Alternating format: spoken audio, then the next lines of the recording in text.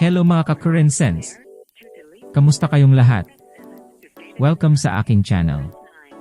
Sa video na to, nais kong i-share sa inyo ang tungkol sa isang libro na talagang nagparamdam sa akin ng lakas at inspirasyon. Bago ako magsimula, please don't forget to like, subscribe and support sa aking channel. Maraming salamat! Anyways, ang book pala na tinutukoy ko ay ang Atomic Habits ni James Clear. Sa simpleng paraan, ibabahagi ko ang aking pag-unawa at review ng bawat bahagi ng libro na ito. So, let us dive right in. Una nating tatalakayin ay ang Chapter 1 ng libro, which is ang The Fundamentals. Sa bahaging ito, ipinaliwanag ni James Clear ang mga pangunahing ideya tungkol sa pagkabuo ng mga habits. Inisa-isa niya kung paano magsimula at magbago ng mga kaugalian. Parang mapa ito na nagpapakita ng mga pangunahing konsepto ng buong libro. Ayon kay James Clear, may maliit raw na change ng mga atomic habits ang nagdadala ng malalim na pagbabago sa buhay natin. Ito ay parang building blocks na nagpapalakas sa atin. Katulad ng pagsama-sama ng mga atom, ang pagbubuo ng mga maliliit na gawain ay nagpapalaki ng ating pag-unlad. Compound effect naman ang tawag ni Clear sa pagdami ng maliit na bagay na ginagawa natin araw-araw. Kung ito ay pinagsama-sama, ito'y magdudulot ng magandang resulta. Parang kung tayo ay magbabasa ng kaunting pahina ng libro araw-araw, sa dulo ng taon, madami na tayong nabasang aklat. Sa Chapter 2 na, Why Tiny Changes Make a Big Difference, tinalakay ni Clear kung bakit ang maliliit na pagbabago ay nakakapagdala ng malalaking resulta. Naituro niya ang 2-minute rule na nagpapalakas sa atin na magsimula sa mga bagay na maaaring tapusin sa loob ng 2 minuto o mas mababa. Ipinakita ni Clear ang plateau of latent potential. Ito ay yung panahon na parang walang nangyayari kahit nag-e-effort tayo. Ito ay normal na bahagi ng pagbabago at ito'y nagpapatatag sa ating pasensya. Parang pagtatanim sa hardin, sa simula, wala tayong nakikitang resulta, pero hindi natin alam meron na palang mga bagay na nagaganap sa ilalim. Sa Chapter 3, inilahad ni Clear ang The First Law, Make It Obvious. Ipinakita niya kung gaano kahalaga ang pagkakaroon ng mga vision at plano para sa mga habits natin. Tinawag niyang habit stacking, ang pag-ugnay ng bagong habit sa mga bagay na ginagawa natin araw-araw. Mayroon din siyang tinatawag na implementation intentions. Ito ay pagsasaayos ng oras at lugar para sa mga bagay na nais nating gawin. Halimbawa, kung nais natin mag-ehersisyo, mas madaling matutupad ito kung may tiyak tayong oras at lugar para dito.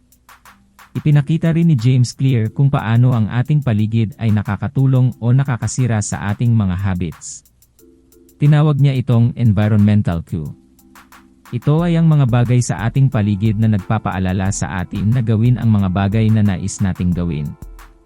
Halimbawa, kung gusto natin kumain ng mas malusog, pwede natin ilagay ang mga masustansyang pagkain sa harap ng ref at itabi ang mga hindi masyadong malusog. Sa Chapter 4, tinalakay ni Clear ang The Second Law, Make It Attractive. Ipinakita niya kung gaano kahalaga ang pagkakaroon ng mga reward at positibong damdamin para sa mga habits natin. Kapag in-enjoy natin ang isang habit, mas madali natin itong mapanatili. Ipinakita rin ni Clear ang temptation bundling. Ito ay ang pagkakabit ng mga bagay na gusto natin sa mga bagay na kailangan nating gawin. Halimbawa, kung gusto natin manood ng paborito nating palabas, pwede nating itong pagsabayin at gawing pampalakas loob sa ating pagsasanay o training. May tinatawag rin siyang habit contract, kung saan tayo'y nagpaplano ng reward para sa ating mga nagawa. Ito'y dahil ang utak natin ay nagpapakawala ng kemikal na dopamine kapag mayroon tayong inaasahang reward. Nagiging mas enjoyable ang habit kapag may reward na kaakibat. Sa Chapter 5, ibinahagi ni James Clear ang The Third Law, Make It Easy.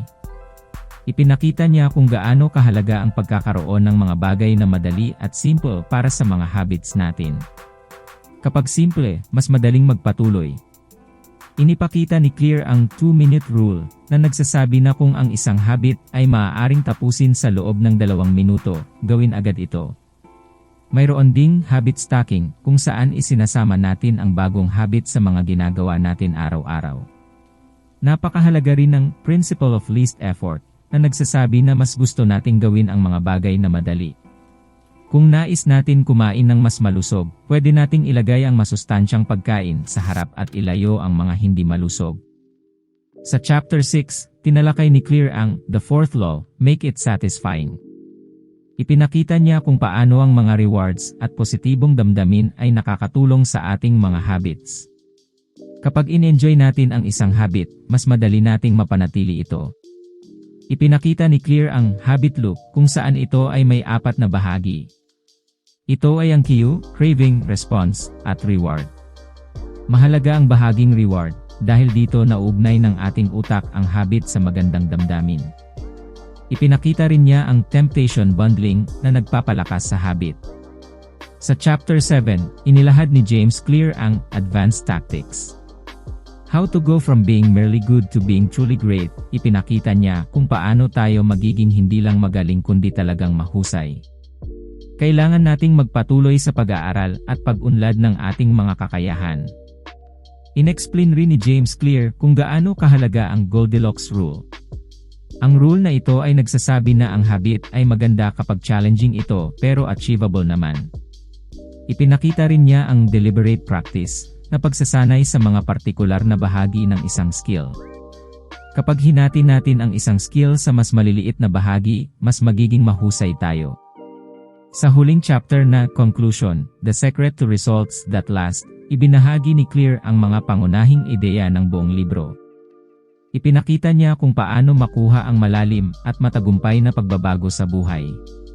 Ang maliliit na bagay na ginagawa natin araw-araw ang siyang nagdudulot ng malalaking resulta.